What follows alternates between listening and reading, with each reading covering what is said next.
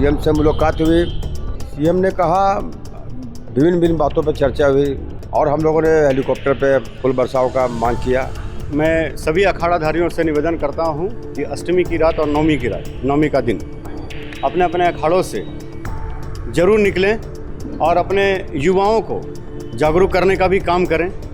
उनको लेकर आए महावीर चौक तपोवन तक। होश में भी रहे, जोश में भी रहे, तभी आयोजन सफल होगा।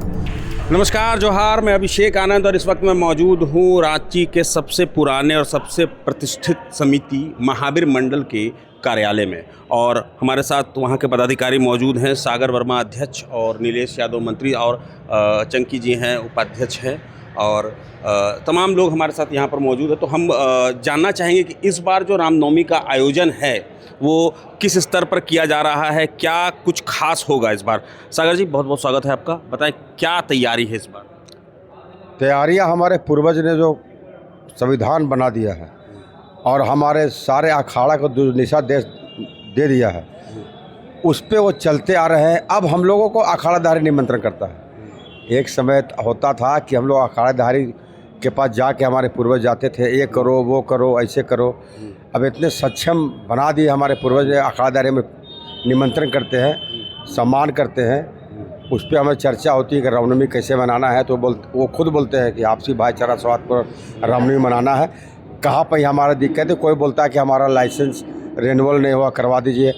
उस पर हम लोग उसे लेटर पैड में थाना के लिए लिख के देते हैं, वहाँ करवाते हैं। बाकी जुलूस निकालना हो, बाजा गाजा लाना हो या फिर झंडा निकालना हो, सारे चीज़ में सक्षम है।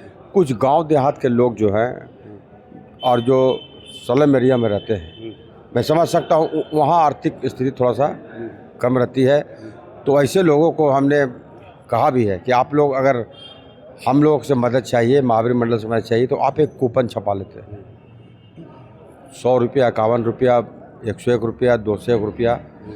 उस पर हमारे मार्केट में कहीं भी जाइएगा तो हम अपने अपर बाज़ार हो, मेन रोड, कहीं बोल देंगे कि हमारे सलम क्षेत्र के देहात से अखाड़ाधारी आए हैं, तो आपको 100, 201 रुपया, 101 रुपया, 151 रुपया देने में कोई दिक्कत नहीं थी। और तो इतना स्वर्णिम इतिहास रहा है। पहले तो आपको बधाई कि आप महावीर मंडल के अध्यक्ष बने। 97 साल हो जाएगा, 1929 का स्थापित है। तो जो आपको पुरानी कमेटी मिली, तो उससे आपको क्या कुछ मिला जो आप आगे चीज़ों को विस्तार कर सकते। 24,000 रुपया का ये लोग चंदा दिखाया और लगभग 12-13 हज़ार रुपया संस्था का जो चंदा वो दिखाया। जो नागरिक सभा से 1500 2,000 चंदा, यही चंदा हम लोग को रिकॉर्ड दिखाया गया। और जो हम 24,000 और 12,000 की बात कर रहे हैं, और इसको लेकर के महावीर मंडल जो है वो मतलब रामनवमी जैसे भव्य जुलूस को वो मतलब लीड करता है प्रशासन के साथ में मिल करके।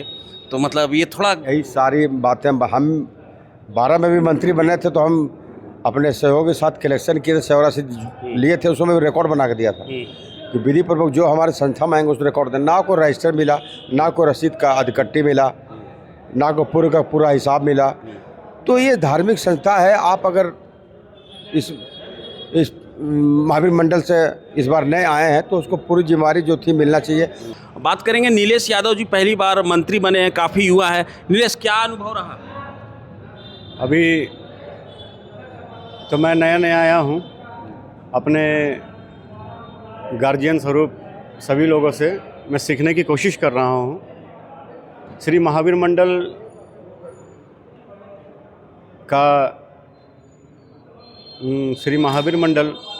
का काम कोई ऐसा नहीं है कि कोई भारी काम है या कोई सब करने में कोई तकलीफ़ आ रही है, दिक्कत आ रही है।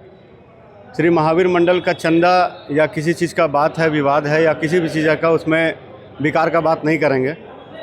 दूसरा बात रह गया कि अभी कुछ भ्रम है लोगों में कि 26 को रामनवमी है कि 27 को रामनवमी है।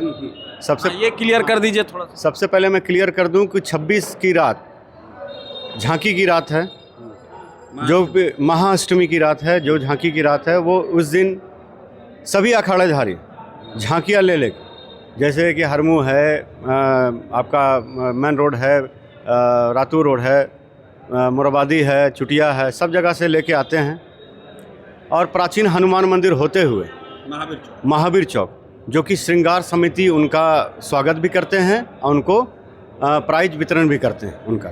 उसके बाद एक रूट निर्धारित किया गया है जो कि श्रद्धानंद रोड होते हुए जुलूस को या आपके झांकी को श्रद्धानंद रोड होते हुए फिराए लाल की ओर वो प्रस्थान करते हैं।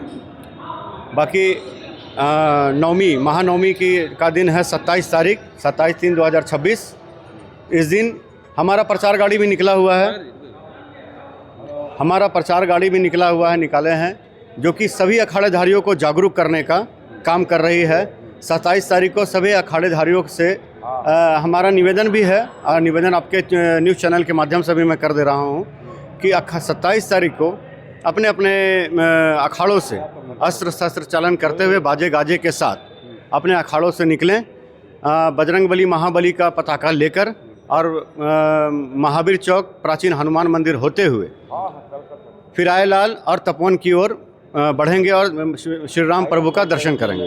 प्रशासन का सहयोग जो है हर साल मिलता है, प्रशासन के साथ बैठ कर के ही आप ये पूरा संचालन करते हैं रामनवमी का। तो सागर जी आप बताएं तो प्रशासन की तरफ से क्या सहयोग रहा इस बार, किस तरह से? प्रशासन का सहयोग हरदम रहा है और प्रशासन मुस्तैद रहती है ना।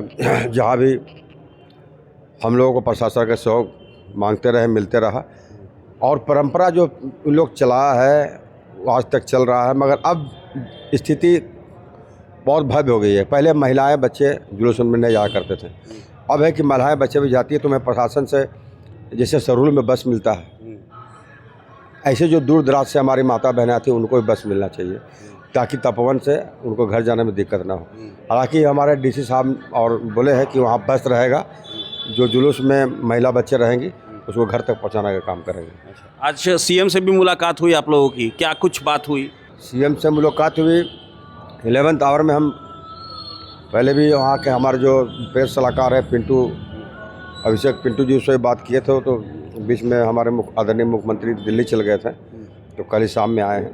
अच्छा, सीएम ने क्या कहा? जो बात हुई तो उस दौरान सीएम ने क्या कहा? सीएम ने कहा विभिन्न बातों पर चर्चा हुई, सामाजिक बातों में चर्चा हुई, लोगों में उत्साह कैसे होना चाहिए, हमें रामनवमी कैसे मनाना चाहिए, प्रशासन का सहयोग कैसा रहे, और हम लोगों ने हेलीकॉप्टर पे फूल बरसाव का मांग किया तो उन्होंने सही कहा कि अगर फूल बरसाव हेलीकॉप्टर से करते हैं तो उसका जो फैन का जो हवा है उससे धूल उड़ के और हमारे अखाड़ेदारी का डिस्टर्ब करेगा, आंखों में जाएगा।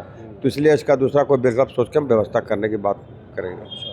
तो कुल मिलाकर के जो रामनवमी है बस अब एक दिन की दूरी पे है और सारी तैयारियां लगभग पूरी है। तो नीलेश जी क्या कुछ संदेश देना चाहेंगे तमाम अखाड़ाधारियों को?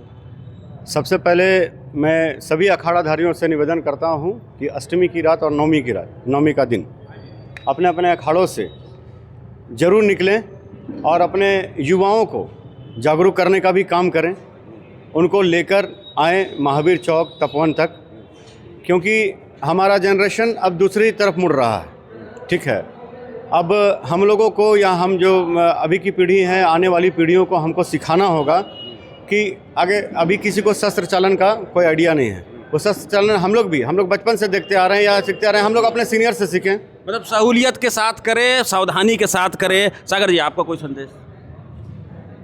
जितने भी अखाड़ाधारी हैं, हमारे अभिभावक रहते हैं, गार्जियन रहते हैं, अपने अखाड़े में ध्यान देना होगा कि कोई नशा पान करके लोग जो घुसते हैं तभी भी आयोजन गड़बड़ाता है। जब होश में भी रहे, जोश में भी रहे, तभी आयोजन सफल होगा।